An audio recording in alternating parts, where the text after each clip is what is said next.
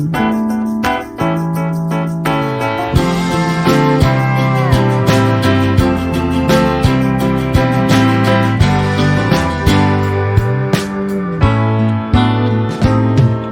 a todas y a todos, continuamos con el ciclo de webinar y entrevistas inspiradoras desarrolladas desde nuestra participación en el proyecto Ofido Future de Andalucía Acoge en España, proyecto cofinanciado por el Programa de Educación para el Desarrollo y Sensibilización de la Comisión Europea. Hoy de nuevo abordamos el tema Sistema Alimentario, Derechos Fundamentales, Cuidado Planetario, Coherencia y Sostenibilidad. Pues damos la bienvenida a todas las personas que estén viendo o escuchando esta entrevista. Yo soy Alicia Ocon. Y yo, Natalia Italiano, y estaremos a cargo de este espacio.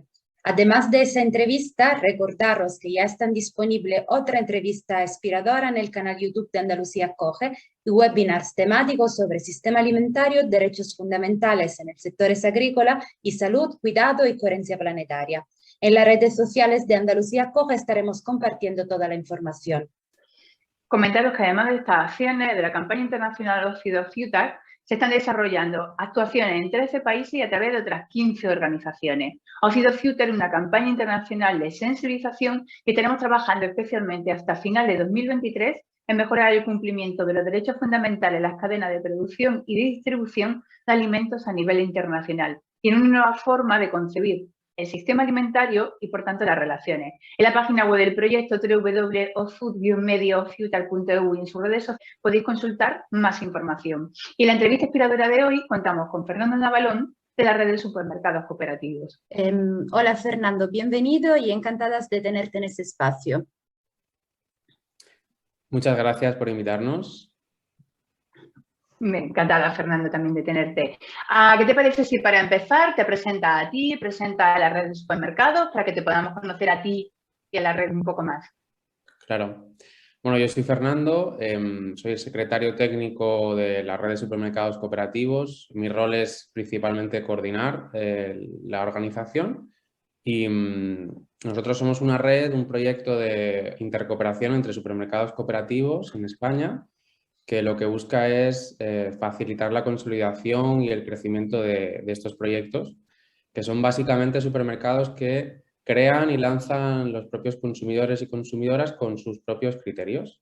Y en este caso con una apuesta clara por el consumo responsable a través de los productores pequeños, locales y el producto ecológico. Y ahora acabamos de nacer, en enero lanzamos el proyecto, hace 2 semanas justo se fundó la red y a partir de ahora nos queda pues todo un trabajo por delante para desarrollar nuestra organización. Genial, Fernando. Mira, quería preguntarte, ¿cómo identificas tú el sistema alimentario actual? ¿Qué piensas se debería cambiar y qué puede permanecer?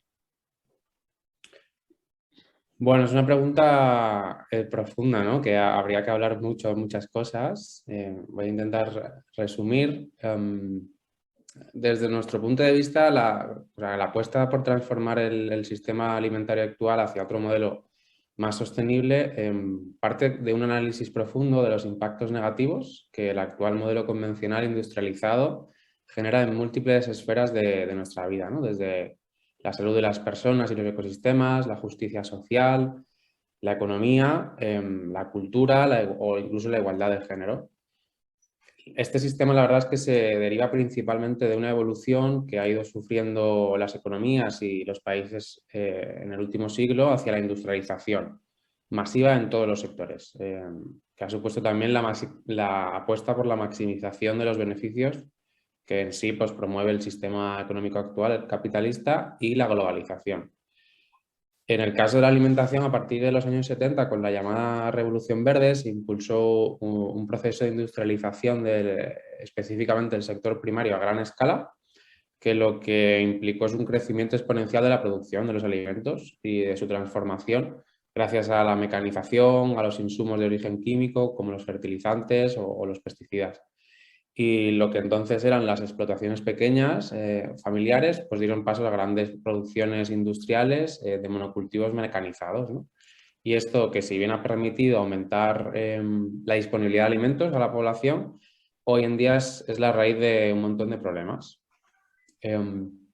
También en otras partes de la cadena alimentaria se han producido grandes transformaciones. Por ejemplo, la logística ahora juega un papel fundamental en el sistema alimentario, ya que los alimentos recorren miles de kilómetros hasta llegar a nuestros platos.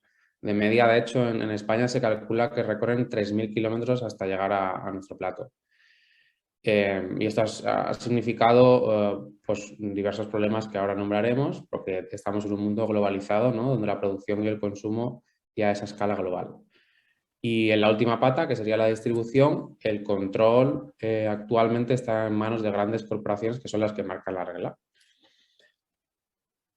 Nosotros, desde nuestro punto de vista, consideramos que el sistema alimentario actual es un sector más en el que obtener beneficios económicos y, al igual que otros, es altamente dependiente del petróleo y está sujeto a intereses geopolíticos y corporativos. Los precios de las materias primas se marcan en las bolsas de Chicago o en Pekín. Las crisis energéticas, las guerras, los fenómenos climáticos cada vez más extremos generan también crisis sociales, económicas, incluso hambrunas, ¿no? En muchas partes del mundo. Y, sin embargo, también a nivel mundial podemos encontrar diferencias que se dan en los sistemas alimentarios entre países, incluso dentro de cada país. Así, la agricultura y la ganadería campesina sigue siendo el principal motor económico de muchísimos países, sobre todo los menos desarrollados, mientras que los más desarrollados, cada vez menos población se dedica a la agricultura y la ganadería, y no solo por la creciente mecanización, sino también por otros problemas como los bajos salarios que se pagan o la pérdida de atractivo del trabajo manual, ¿no? Que suele ser más complicado, más difícil de llevar a cabo, más duro, ¿no?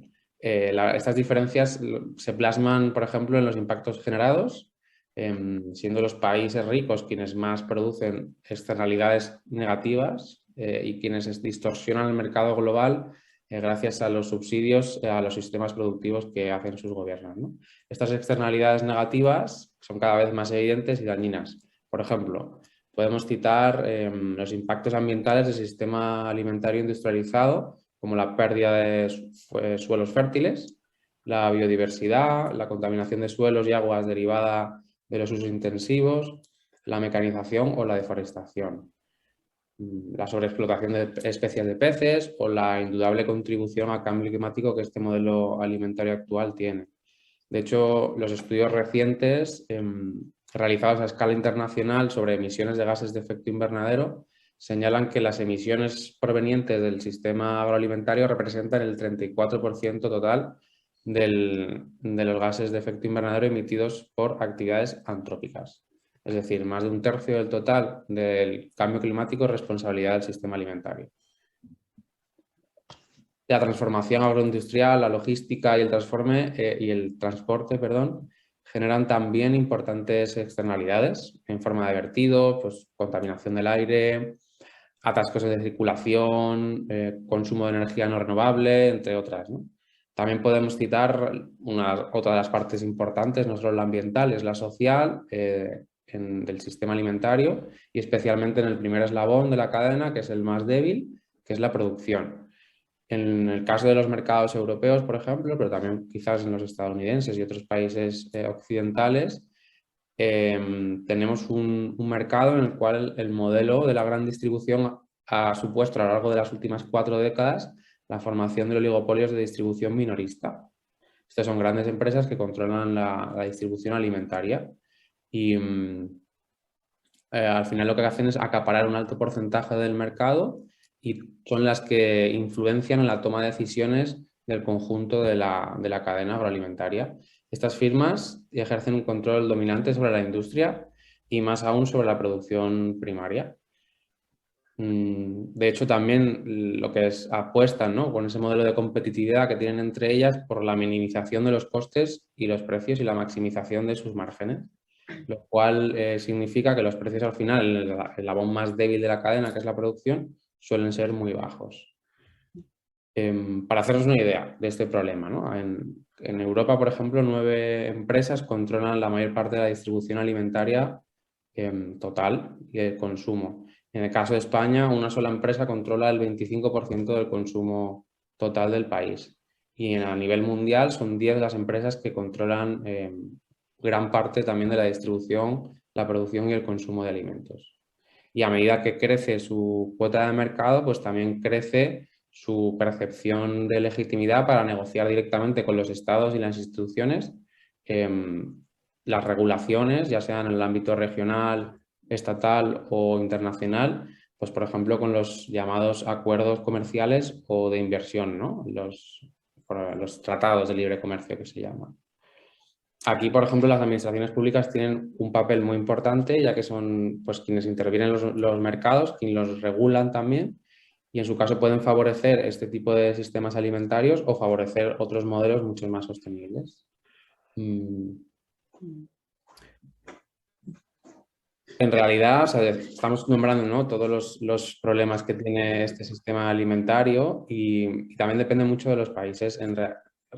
En general, los países occidentales son los que presentan un modelo alimentario mucho más insostenible y aquellos subdesarrollados o menos desarrollados son los que todavía presentan modelos alimentarios sostenibles, pero que necesitan evolucionar para poder también desarrollar a sus poblaciones, aquellas que se dedican a la producción, y también ofrecer a la población alimentación de calidad, ¿no?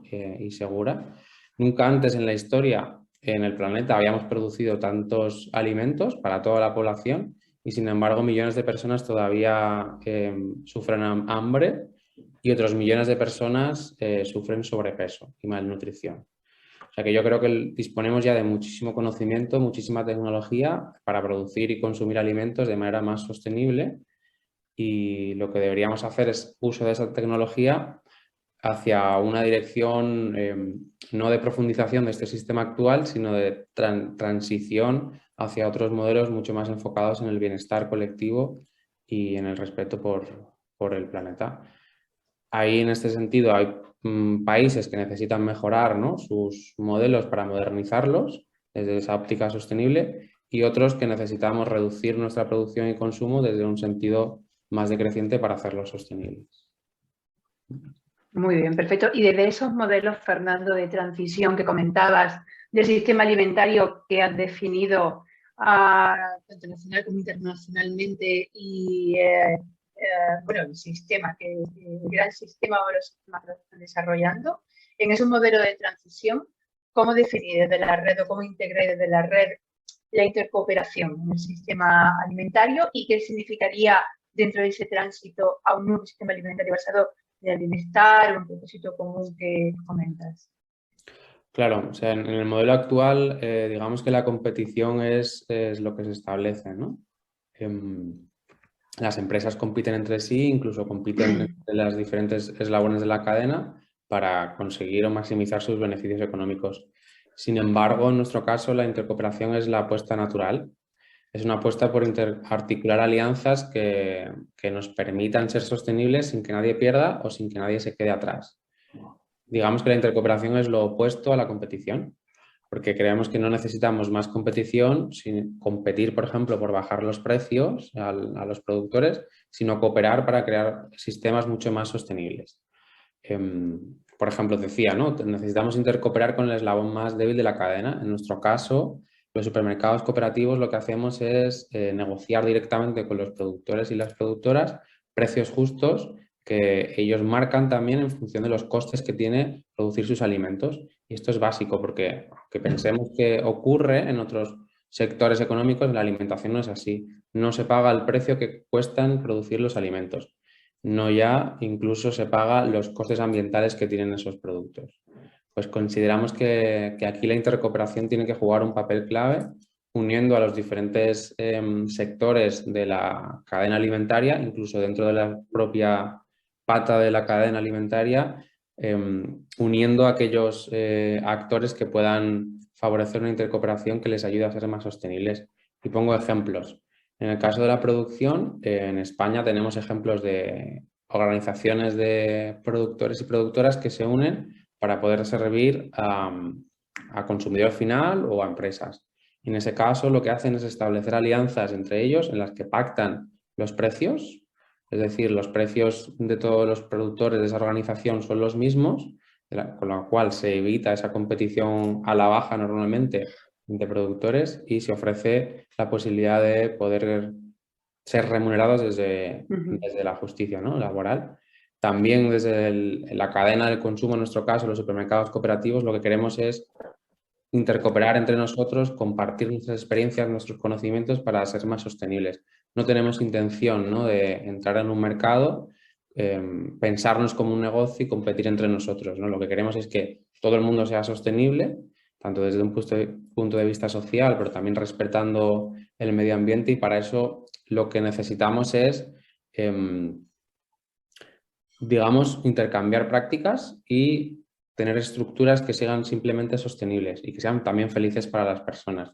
Por lo tanto, en este modelo de intercooperación no hay empresas que crecen ilimitadamente a costa de otras empresas, otras personas y del planeta, sino que hay un equilibrio, ¿no?, general, y al final lo que conseguimos es que los eslabones de la cadena alimentaria en cada lugar, en cada territorio, tengan un tamaño adecuado para poder admitir, ¿no?, la sostenibilidad económica, social y ambiental de la cadena alimentaria.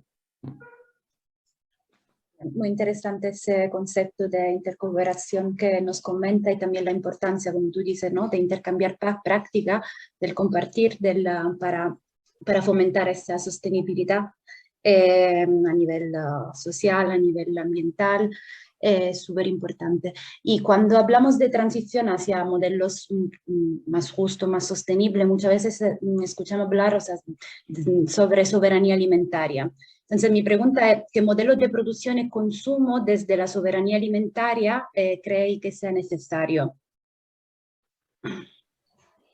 Bueno, ya lo decía antes, ¿no?, toda la problemática del sistema alimentario actual, y además de por razones ambientales, el desafío de la alimentación sostenible se fundamenta también en objetivos vinculados a ejes económicos y sociales del concepto de la sostenibilidad, como son generar riqueza de forma equitativa entre los distintos agentes de la cadena agroalimentaria, fomentar también un desarrollo rural equilibrado o impulsar relaciones de conocimiento mutuo y empoderamiento entre productores y también los consumidores. La decisión de las sociedades en materia alimentaria sobre cómo y qué alimentos consumimos, así sobre cómo redistribuir el poder a lo largo de la cadena alimentaria, son elementos que configuran un enfoque político de la sostenibilidad agroalimentaria. Y esto es soberanía alimentaria. Para nosotros lo importante es recuperar el control de la alimentación y que su actividad pase a tener la vida en el centro. ¿Y esto cómo se traduce? Pues en primer lugar, considerando que la alimentación es un derecho de las personas y en concreto que todo el mundo tenemos derecho a una alimentación de calidad y sana. Para eso hacen falta políticas públicas que aseguren que todo el mundo pueda acceder a este tipo de alimentos. Y la pobreza en este caso es un factor determinante en países desarrollados. Paradójicamente, las personas que más padecen obesidad son quienes menos recursos tienen, porque es más barato comprar 1 kilo de magdalenas con muy bajo aporte nutricional que 1 kilo de fruta. También la precariedad económica dificulta el acceso a productos más saludables, como los ecológicos en este caso. Por eso proponemos, desde una óptica de la soberanía alimentaria, que las administraciones jueguen un papel determinante y fundamental actuando sobre la fiscalidad en toda la cadena alimentaria en 2 direcciones. La primera, rebajando la carga fiscal, o sea, directamente subvencionando y promocionando los alimentos sanos como los ecológicos. Y esto se puede hacer, por ejemplo, bajando el IVA, incorporando criterios nutricionales más exigentes en la compra pública, especialmente en los comedores escolares, y promocionando el consumo de alimentos sanos en toda la población. Por ejemplo, incorporando los semáforos nutricionales en las etiquetas de los alimentos, haciendo campañas o incorporando la nutrición en los sistemas nacionales de salud. Otro de los sentidos sería cargando a los alimentos más insanos, que repercuten en gastos indirectos, por ejemplo, en sanidad, sus externalidades negativas. Un ejemplo sería subir el IVA, por ejemplo, las bebidas azucaradas, como ya se ha hecho en España, o prohibir la publicidad atractiva de alimentos infantiles con baja calidad nutricional, como se ha hecho en Chile. Y el problema principal es que actualmente las dietas han cambiado en la población y consumimos muchos productos ultraprocesados, ¿no?, de baja calidad nutricional. Y aquí la culpa también la tienen las grandes empresas de distribución, que apuestan mayoritariamente en su oferta por este tipo de productos que son mucho más fáciles de consumir. Y también hemos cambiado nuestros hábitos de consumo. Se come mucho más fuera de casa, donde los menús pues, no suelen ser equilibrados. Así que lo que apuesta la soberanía alimentaria también es por recuperar dietas tradicionales, como la mediterránea, con mucho mayor aporte nutricional, que además repercute en otras esferas de la vida como la ambiental. Y para eso creemos que es fundamental la información y el tiempo. O sea, necesitamos recuperar tiempo para poder cocinar. Y esto desde los supermercados cooperativos lo hemos identificado como algo fundamental. Porque los hábitos de vida están cambiando, como decía, y cada vez hay menos tiempo para cocinar y estamos dejando de cocinar en casa, con lo cual puede tener consecuencias en nuestra dieta. Hay propuestas como la renta básica, la jornada de 4 días o la reconfiguración de los horarios laborales es esencial y creemos que en el siglo XXI debemos avanzar hacia sociedades que dispongan de mucho más tiempo libre. Otro de los aspectos de la soberanía alimentaria es que entendemos que la salud de las personas está interrelacionada con la salud del planeta. No podemos entender la una sin la otra, porque no podemos independizarnos de nuestro propio planeta. Y nuestro modelo de consumo y producción afecta a todas y todos, como por ejemplo vemos en el cambio climático. Un modelo de soberanía alimentaria lo que promueve es la relocalización de los sistemas alimentarios para minimizar los costes ambientales del transporte, por ejemplo, no solo en emisiones, sino también en la construcción de infraestructuras necesarias. Y en tanto en cuanto los pueblos, las regiones, los territorios puedan ser autosuficientes, apostando por modelos productivos más adaptados a las condiciones ambientales de cada lugar, lo que evitaremos es un consumo excesivo de recursos para asumir una producción y una distribución que no está localizada en el lugar del consumo, ¿no? Producimos en un lugar y lo consumimos en la otra parte del mundo. Esto es fundamentalmente insostenible. Y es evidente que vivimos en un mundo globalizado en el que las dietas pues, se han homogenizado, por lo que seguirá existiendo pues, un intercambio de productos, pero necesitamos transicionar hacia consumos de productos de temporada, por ejemplo. No tiene sentido en España, que somos un país productor, consumir en verano naranjas que vienen desde el otro lugar del planeta, como es Argentina o Sudáfrica. También se debería regular el libre comercio de alimentos que no tienen sentido ambiental. Por ejemplo, se debería incluir las externalidades negativas, lo cual quiere decir que a mayor contaminación de un producto, mayores impuestos se tienen que pagar. Es lo que se denomina como fiscalidad verde. Y creemos que puede tener un sentido para favorecer, ¿no?, el consumo y la producción de alimentos mucho más sostenibles. Al final, la soberanía alimentaria significa entender que dependemos del planeta para alimentarnos. Y por eso es importante potenciar los recursos endógenos de cada territorio para que puedan alimentar a su población, apoyándose cuando no sean capaces de producirla en otros territorios y empezando por los más cercanos. También es súper importante reducir la dependencia del petróleo en la producción, reduciendo los insumos de fertilizantes, de pesticidas, también en la logística, en la distribución, reduciendo los envases de plástico y el transporte. Y en este sentido, la apuesta por la agroecología de los productos ecológicos, la vuelta al granel, por ejemplo, que hacemos una gran apuesta en los supermercados cooperativos por reducir los envases, apostando por ofrecer productos a granel, o la eliminación directamente de los envases innecesarios de un solo uso. Y en tercer lugar, desde una óptica de soberanía alimentaria, como actividad económica y cultural que es la alimentación, también debería estar sujeta a criterios de equidad y de justicia social, ya que hablamos especialmente del eslabón más débil de la cadena, que es la producción. El modelo de bajos precios que imponen las grandes distribuidoras e industrias lleva ahogando al campo ya mucho tiempo. Recordamos antes del COVID, por ejemplo, en nuestro país, en España, cómo los agricultores salían con sus tractores para protestar por precios que ni siquiera llegaban a los costes de producción. Y esto es recurrente, no solo en España, sino en otros países.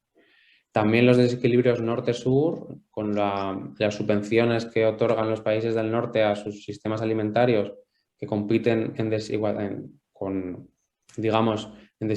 con los países del sur, que no disponen de esos subsidios, también se tienen que mejorar, ¿no? Por eso un modelo basado en la soberanía alimentaria lo que hace es poner en el centro a las personas y en primer lugar a las que son más importantes, que son quienes nos alimentan y elaboran todo aquello que comemos.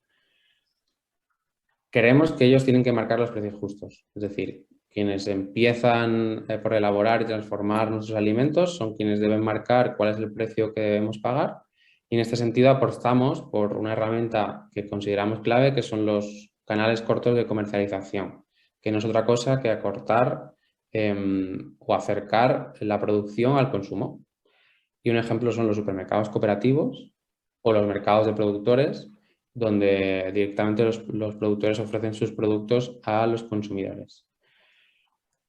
Y estamos en un sistema en el cual los precios, como decía antes, no dependen de los costes reales, tanto laborales como ambientales, sino en la obtención de beneficios económicos, especialmente de las grandes empresas que controlan el mercado. Por lo tanto, lo que apostamos es por redignificar, ¿no?, la labor de quien nos alimenta, valorando realmente pues, lo que cuesta su trabajo.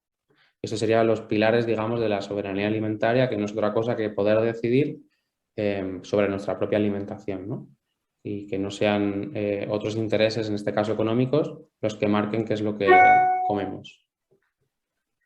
Estupendo, Fernando, un magnífico análisis, sí, y muy también lo que apuntaba, lo de la renta básica universal y lo de la reducción del tiempo real y mental que se dedica actualmente y el peso que conlleva el trabajo, para poder tener espacio mental para incluir nuevos paradigmas o simplemente poder hacer otras cosas que no sea trabajar o estar preocupado por el trabajo. Así que magnífico, y magnífico también todo el análisis. Pero en este tránsito hacia un cambio real y coherente del sistema alimentario, también acababa su última intervención hablando también de las personas, de la ciudadanía o de la sociedad en general. En ese tránsito se necesitan también nuevas relaciones, nuevas formas de concebir el sistema alimentario, nuevas formas de concebir las relaciones de cooperación o complementación en la sociedad, desde los productores hasta los que aportan cualquier otro servicio o cualquier otro bien, o aportan su tiempo, o simplemente las interrelaciones entre las personas. Y en esa interrelación está también el acceso a los alimentos y la forma o paradigma que entendemos por quien provee o produce o quien transforma o distribuye los alimentos. Y ahí se incluye, o se tendría que incluir, un nuevo paradigma y una nueva forma de reconfigurar la filosofía, de lo que también vosotros trabajáis desde la red de supermercados cooperativos, de consumo consciente y de consumo crítico. ¿Cómo abordáis eso para que, además de un paradigma y una filosofía, se traspase en una práctica o una forma de ser y estar en sociedad diaria? Bueno, no es fácil, digamos, transformar el consumo, y que, como tú decías, necesitamos sociedades que sean críticas, ¿no?, con su manera de consumir, y que también sean conscientes, incluso positivas, en las posibilidades de cambiar, ¿no?, ese sistema alimentario. En nuestro caso, nuestra intención con los supermercados cooperativos es disponer de estructuras donde sea más fácil consumir de otra manera, que sean mucho más accesibles a la población, aportando criterios de consumo responsable o consciente, ¿no? Hacemos una apuesta clara por los productores locales, los productores ecológicos, los productos a granel, como decía antes, y realmente tenemos un reto muy grande a la hora de llegar a la población en general, ¿no? Sabemos que los alimentos más sostenibles, más saludables, no siempre son más económicos y suelen tener un precio normalmente más elevado, con lo cual necesitamos no solo una estructura poblacional que se pueda permitir también esos alimentos, con lo cual apelábamos antes a las administraciones públicas, pero también necesitamos personas que cambien sus escalas de valores. Y hoy en día es muy fácil acceder a una alimentación que no te nutre realmente y es muy económica, y estamos bombardeados también con otro tipo de bienes y servicios que nos dicen que debemos consumir, ¿no? Pues desde la tecnología hasta otro tipo de cuestiones del día a día. Y ahí nos parece como fundamental recuperar a nivel colectivo, en esa escala de valores, la alimentación como una de nuestras prioridades a nivel personal y a nivel colectivo también. Es decir, queremos poner la alimentación en el centro de nuestras vidas, y en los países mediterráneos sigue manteniendo una cultura muy importante alrededor de la alimentación, aunque hemos perdido pues digamos, nuestros ejemplos ancestrales sobre la dieta mediterránea, por ejemplo, que era más saludable y sostenible, pero en otros países directamente no tienen esta cultura alimentaria. Y sí que necesitamos que todo el mundo considere la alimentación como algo fundamental para sus vidas, no solo para su salud personal, sino por todos los sectores que abarca y la influencia que tiene en la vida general de nuestro planeta. Entonces, ¿qué tenemos que hacer ahí? Pues dos cosas muy importantes. Primero, la educación, es decir, necesitamos educarnos como sociedad en unos hábitos de consumo mucho más responsables.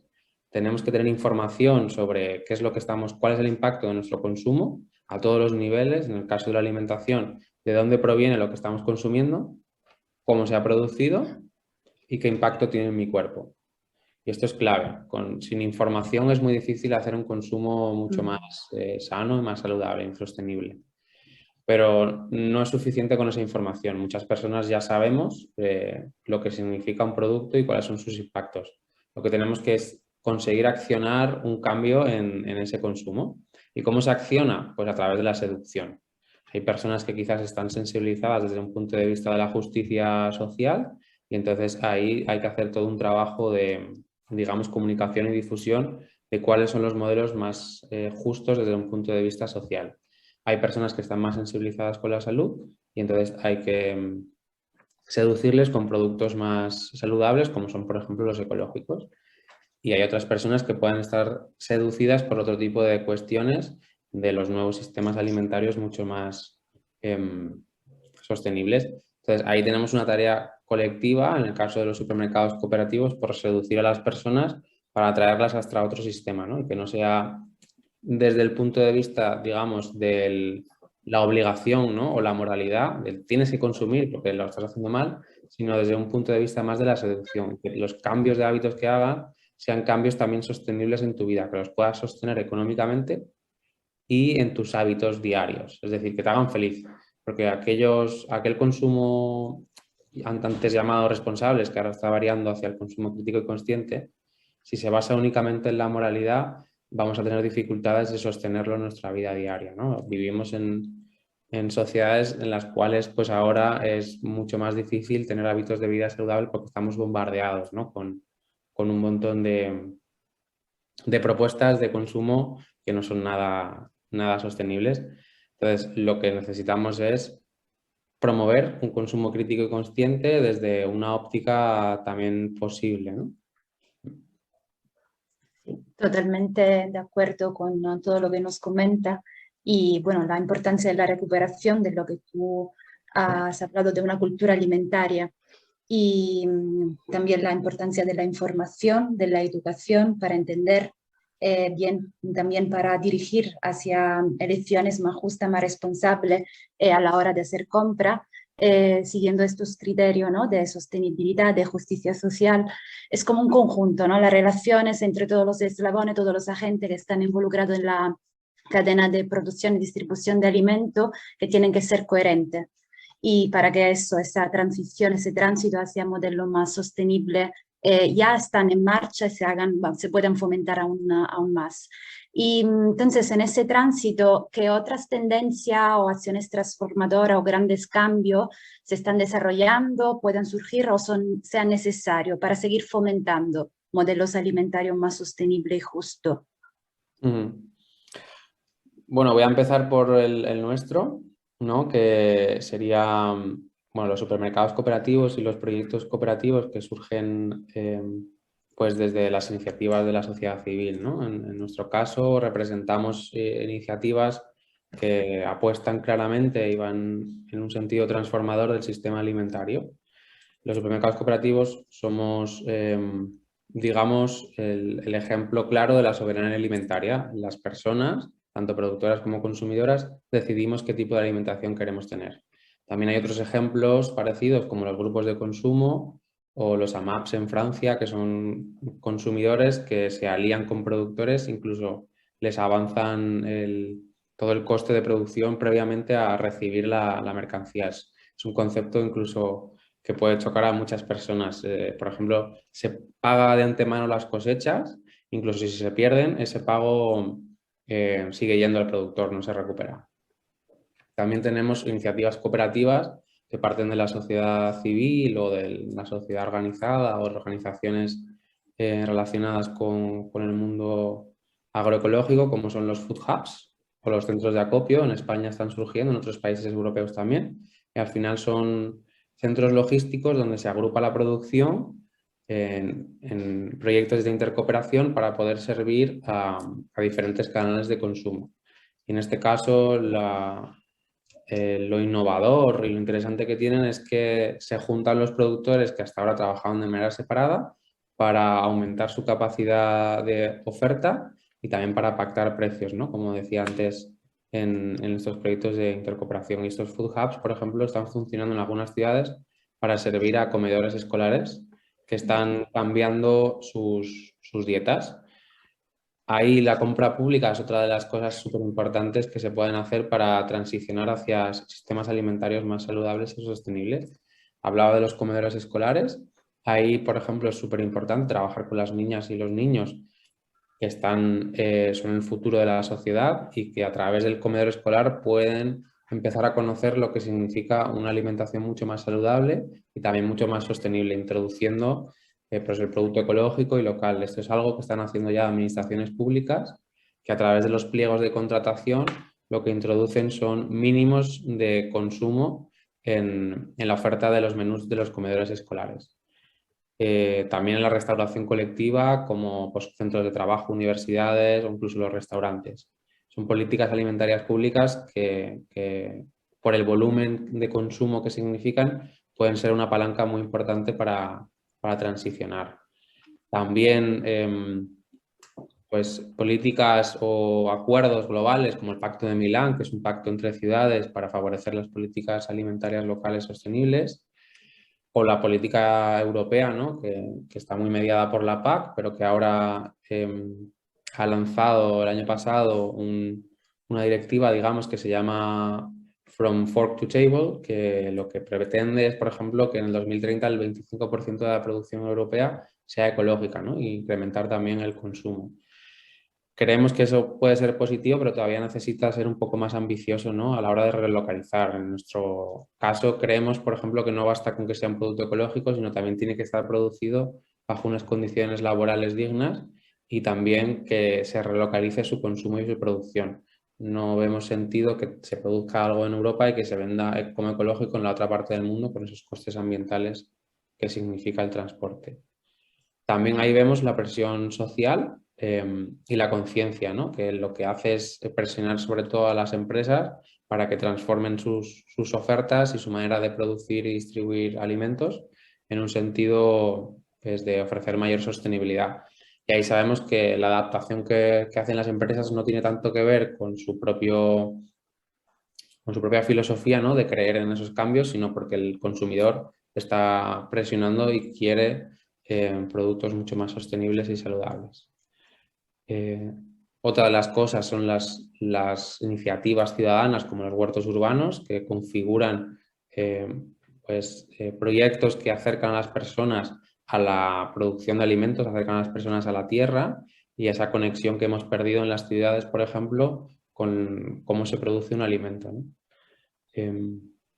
O lo que llamamos, que es la agroecología, que es un movimiento y una práctica de producción que se basa básicamente en que los alimentos deben ser locales, producidos dignamente y de manera sostenible. Aquí vemos que en algunas partes en Europa el relevo generacional en el campo, que ese es uno de los problemas principales que tienen los bajos precios, la gente joven no quiere trabajar en el campo, pues el relevo generacional que se está produciendo en algunos territorios va enfocado a jóvenes que se están incorporando a la producción desde una óptica agroecológica. ¿Por qué? Porque son productos que se pagan mejor y que están mucho más valorados desde el consumo. Y por último, todas las cosas que creo que es importante es hacer un cambio de dietas. Lo nombraba antes, necesitamos recuperar dietas tradicionales. Y aquí en España, por ejemplo, hace poco salió un estudio sobre el impacto ecológico del consumo en nuestro país y establecía que el mayor impacto está determinado por la alimentación, que representa el 52% del total del impacto ambiental. Eso es una barbaridad. Y de ese impacto dentro de la alimentación, una parte muy importante proviene del consumo de carnes y de lácteos. Y esto tiene que ver con las emisiones directas e indirectas de este tipo de producción, ¿no? Los gases de efecto invernadero, la deforestación, la pérdida de biodiversidad que conlleva, por ejemplo, la producción de piensos. Y aquí el estudio, por ejemplo, hace una propuesta de volver a recuperar la dieta mediterránea y en datos son espectaculares, porque podríamos, por ejemplo, reducir el 25% de ese impacto ambiental, reduciendo un 25% el consumo de carne, de vacuno, por ejemplo, o de cerdo o de pollo a nivel nacional. Sabemos, por ejemplo, que consumimos mucho más de lo que necesitamos.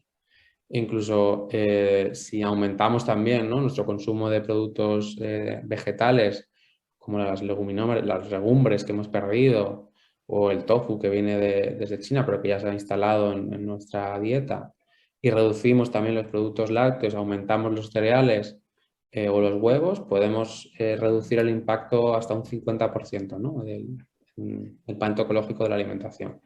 Entonces, digamos que es cierto que hay que atacar sobre muchos aspectos para poder transformar nuestro sistema alimentario, pero hay muchos ejemplos, como nombraba, que se están produciendo.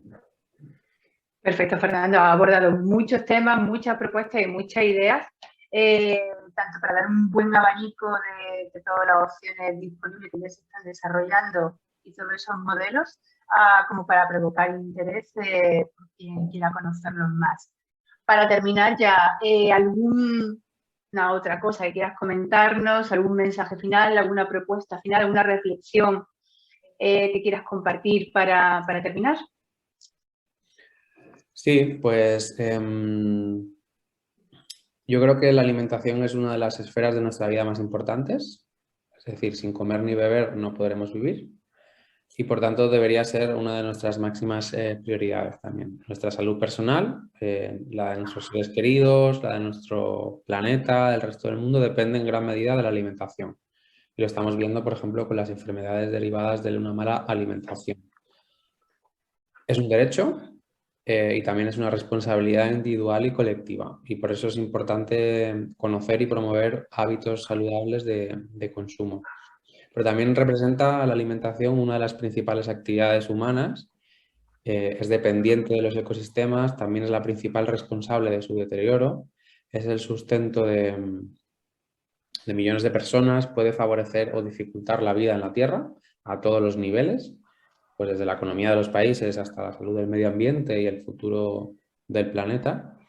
Y el principal problema, desde nuestro punto de vista, es que hoy en día en la mayoría de países la alimentación está en manos de un sistema que prima la obtención de un beneficio económico por encima de otros beneficios. La alimentación se ha convertido en un negocio donde las personas y el planeta pues, son secundarios. Y creemos que es necesario recuperar la capacidad de decidir qué alimentación queremos, poniendo en el centro la salud, la felicidad y la justicia por encima de intereses económicos y empresariales, que tienen que existir, es decir, las empresas en este caso tienen que ser rentables, pero por encima no puede pasar la salud de las personas y del planeta. Por lo tanto, creo que nos tenemos que movilizar como ciudadanía, exigir a los gobiernos y a las empresas que cambien. También creo que tenemos que impulsar nosotros y nosotras mismas, uniéndonos proyectos, espacios, iniciativas para consumir de otra manera, apoyando a quien lo hace desde la producción de manera responsable y penalizando a quien no lo hace. También presionando para que se eliminen las prácticas más dañinas y que se extiendan masivamente las más beneficiosas, como por ejemplo las derivadas de la agroecología. Ya decía antes que hay miles de ejemplos en todos los países de proyectos, iniciativas y políticas que marcan el camino. Creo también que necesitamos articular todos los movimientos que empujan en esa dirección, unir diferentes luchas, también como la ecológica, la feminista, los derechos sociales, la justicia norte-sur, con la alimentación, porque está todo interrelacionado. Y así avanzar hacia un mundo pues, mucho más feliz, más sostenible y con mucho más futuro. Yo animo a todo el mundo a unirse a un supermercado cooperativo, a volver a comprar en tiendas de barrio, en los mercados, a escoger los productos locales, de temporada, ecológicos, pequeños productores, apoyar los cambios en el comedor del colegio de tus hijos o hijas, de tu empresa, a reducir el consumo de los envases, a escoger restaurantes sostenibles y apostar por dietas bajas en carbono. Y en definitiva, disfrutar de todos estos cambios que creo que nos pueden traer mucho más felicidad y salud personal y colectiva.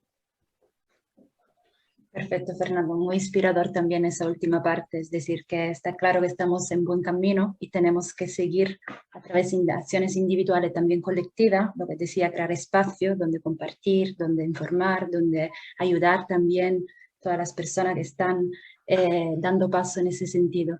Y bueno, eso que nos cuenta también los supermercados cooperativos, súper interesante, un ejemplo de valor muy, muy interesante. Entonces, mi pregunta es si tenéis redes sociales que queréis o algún sitio donde os pueden encontrar para que puedan buscar a las personas que van a escuchar la entrevista información sobre la red de supermercado cooperativo. Sí, nosotros somos una red a nivel estatal en España. Tenemos intención también de establecer relaciones con otras redes y espacios a nivel internacional. Tenemos una web que se llama supermercadoscooperativos.com, o sea, www.supermercadoscooperativos.com, donde se puede entrar e informarse. Nos pueden escribir también a través de nuestro email, que es hola@supermercadoscooperativos.com. Nos pueden llamar. Estamos en todas las redes sociales, en Twitter, en Facebook y en Instagram. Nos pueden buscar supermercados cooperativos y también incluso acercarse a los miembros que ya forman parte de nuestra red en diferentes ciudades. Cualquier persona que quiera crear un supermercado cooperativo o informarse de esta fórmula para consumir nos puede escribir y le ayudamos en todo el proceso o le inspiramos para cambiar su modelo de consumo.